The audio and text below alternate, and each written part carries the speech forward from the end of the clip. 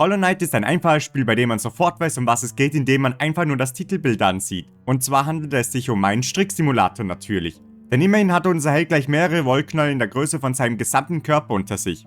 Entschuldigt, Heldin. Denn die Proportionen vom Körper passen so gut zu dem Zeichen, wie man sie auf der Tür zur Damentoilette findet, wie ich sie noch nie gesehen habe. Schon etwas sexistisch von den Entwicklern, muss ich sagen. Sie muss das Stricken aber wirklich genießen, wenn sie so einen Vorrat an Wolle hat.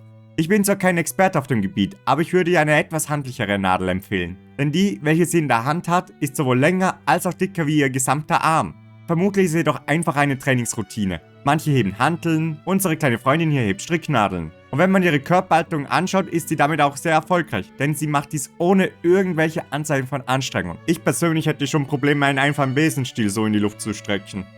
Naja, wer kann ihr dann auch verübeln, dass sie die zweite Stricknadel einfach so weggesteckt hat, um zumindest etwas Last wegzuhaben. Ich empfehle aber, dies möglichst bald sein zu lassen, denn eine solch einseitige Belastung ist nicht gut für das Kreuz und man will nicht in ein paar Wochen wie Quasimodo durch die Gegend laufen.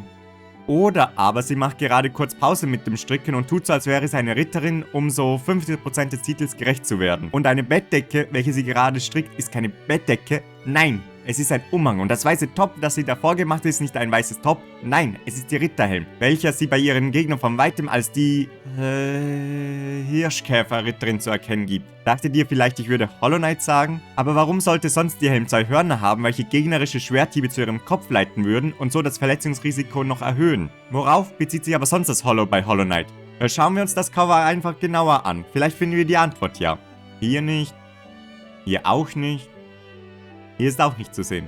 Nein, nicht wirklich. Das Einzige, was man sieht, sind ein paar leuchtende Schmetterlinge, beziehungsweise etwas, was mich an einen U-Bahn-Tunnel erinnert. Und das erste, was mir hier bei in den Sinn kommt, ist die Metro-Reihe, denn dort sah es so ähnlich aus. Irgendwelche unerklärlichen Leuchtwesen, die als Folge eines Atomkrieges entstanden sind und, naja, die Metro, welche nicht gerade für ihre Lichtershows bekannt ist und deswegen eher zu den dunkleren Orten zählen. Und mit dieser Erkenntnis können wir auch mit ziemlicher Sicherheit sagen, dass sich der Hollow-Teil von Hollow Knight auf die unendliche Leere in ihr bezieht, welche sie fühlen muss, wenn sie darüber nachdenkt, nie mehr über die Erde gehen zu können und für immer in den U-Bahn-Tunnel feststeckt und es nur irgendwelche Leuchtschmetterlinge und Glibbert, den man von der Decke abschraubt, zu messen gibt und es ständig nach Urin stinkt. Wer kann ihr dann nicht verzeihen, dass sie sich ins finstere Mittelalter zurückwünscht, wo man wenigstens weitergehen konnte wie die paar U-Bahn-Stationen, die man schon auswendig kennt und man jeden Tag vor der Stationsgrenze wachhalten muss, damit nicht tödliche Ungeheuer in der Station ein All-You-Can-Eat-Buffet sehen. Vermutlich ist das Stricken und das Ritterspielen auch ihr einziger Zeitvertreib in dieser Welt, auf der sie leider nicht mehr allzu lange verweilen wird, denn während sie ihren Wachdienst durch Ausflüge in ihre Gedankenwelt ignoriert hat, hat sich, wenn man ihren riesigen Augen Glauben schenken kann, eines der eben erwähnten Monster angeschlichen, welches in wenigen Momenten einen kleinen Appetithappen zu sich nehmen wird, bevor es sich über das All-You-Can-Eat-Buffet stürzen wird.